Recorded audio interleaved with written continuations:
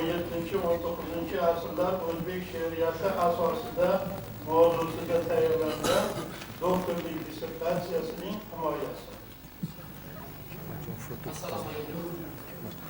Hurmatli ilmiy kengash raisi, hurmatli ilmiy kengash a'zolari, aziz do'stlar, jamiyatni ma'naviy yuksaklikka ko'tarish, komil insonni tarbiyalab yetishtirish o'zbek xalqining azaliy orzusi bo'lgan. Ayniqsa istiqlol davri milliy mustaqillik mafkurasi yangi avlod ma'naviy kamolotini juda taqozo etadi.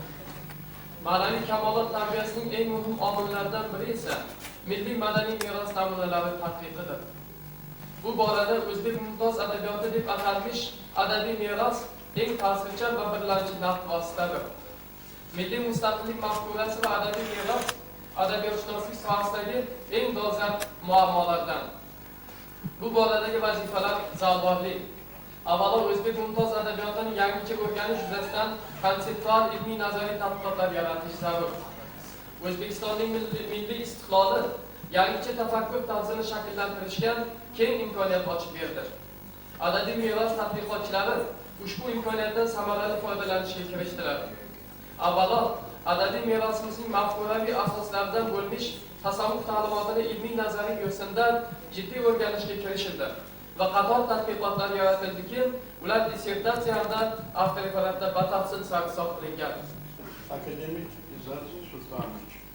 Uchinchidan, uzoq asrlar mobaynida yuzaga kelgan adabiyotimizning asosiy xususiyatlarini saqlay va rivojlantira olgan ana shu 17-19 asrlar adabiyoti bizning adabiyotimizda birinchi marotaba yangi problema mustaqillik mafkurasining shakllanishi nuqtasidan tahlil etilmoqda.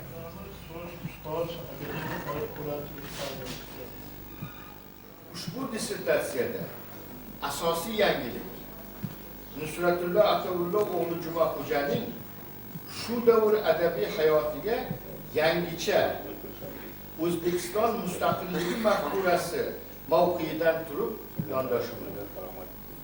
Shuning uchun ham dissertatsiya boshdan oyoq yangilik shuuri bilan to'la. Navbatdagi so'z O'zbekiston Fanlar akademiyasining muxbir a'zosi Botirxon Vasiyev.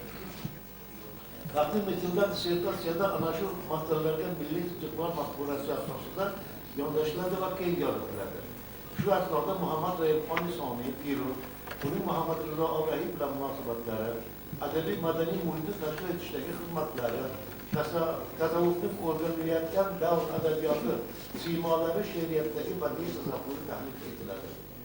Jumaxo'ja, Jumaxo'ja bu minbarga bugun o'zining himoyasiga o'zining juda katta bir mehnati, o'zining juda katta bir erishgan yutuqlari bilan o'zining bir adabiyotshunos sifatida erishgan kamolati bilan yetib keldi. Va dissertatsiyani to ustod ustiga qo'ygunga qadar ham u ana shu o'nlab maqolalarga emas, kitoblar chiqarishga muvaffaq bo'ldi.